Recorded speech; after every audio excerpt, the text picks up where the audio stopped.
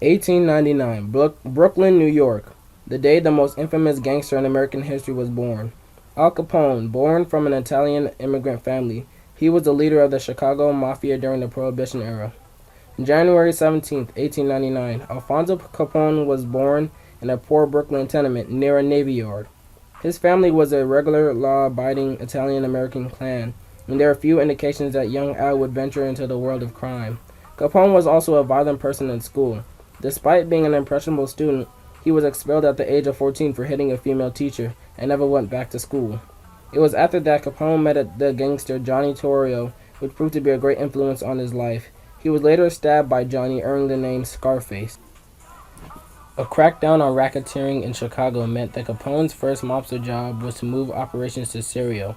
With the assistance of his brothers Frank and Ralph, they infiltrated the government and police departments. Between them, they took leading positions within Syrio's city government, in addition to running brothels, gambling clubs, and racetracks. Capone had kidnapped opponent election workers and had threatened voters with violence.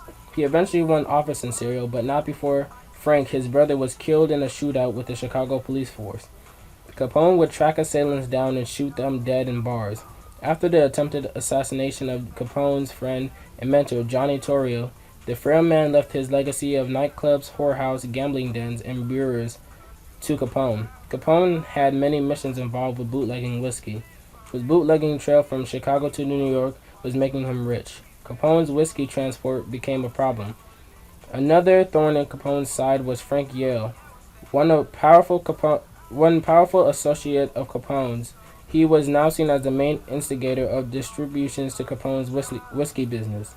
One Sunday afternoon, Yale met his end with the first use of a Tommy gun against him. St. Valentine's Massacre happened on Thursday, February 14, 1929. At 10:30 a.m., Bugs Moran and his gang were lured by a bootlegger into the garage to buy whiskey. McGurran's men would be waiting for them dressed in stolen police uniforms. McGurran's men were going to stage a fake raid. The bootleggers, caught in the act, lined up against the wall. McGurran's men took the bootleggers' guns and opened fire with the two machine guns. All the men except Frank Gunsberg were killed outright in cold blood.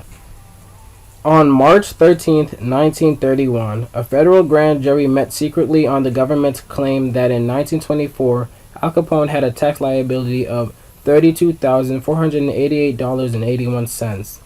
The jury returned an indictment against Capone that was kept secret until the investigation was complete for the years of 1925 to 1929. The grand jury later returned an indictment against Capone with 22 counts of tax evasion, totaling over $200,000. Capone and 68 members of his gang were charged with 500 separate violations of the Volstead Act. These income tax cases took precedence over the Prohibition violence. On October 6, 1931, 14 detectives escorted Capone to the federal court building. He was dressed in a conservative blue serge suit and without his usual pinky ring and gaudy jewelry. It was inevitable that Capone's henchmen gained a list of jury members to bribe, but unknown to Capone, the authorities had already been well aware of the plot. When Judge Wilkerson entered the courtroom, he suddenly demanded the jury be exchanged with another in the same building.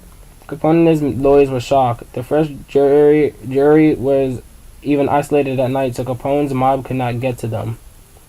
After 9 hours of discussion, on October 17, 1931, the jury found Capone guilty of several counts of tax evasion. Judge Wilkerson sentenced him to 11 years, $50,000 in fines, and court costs of another $30,000. Bail was denied. In August 1934, Al Capone was moved from a prison in Atlanta to the infamous Alcatraz in San Francisco. His days of privileges in prison were gone, and contact with the outside world, even through letters and newspapers, were minimal for him. Capone's health was intensified by tertiary syphilis, and he became confused and disoriented. His sentences were finally reduced to 6.5 years for good behavior. After release, Capone slowly worsened at his Palm Island palace. Mae, his wife, stuck by him until January 25, 1947, when he died of cardiac arrest at the age of 48.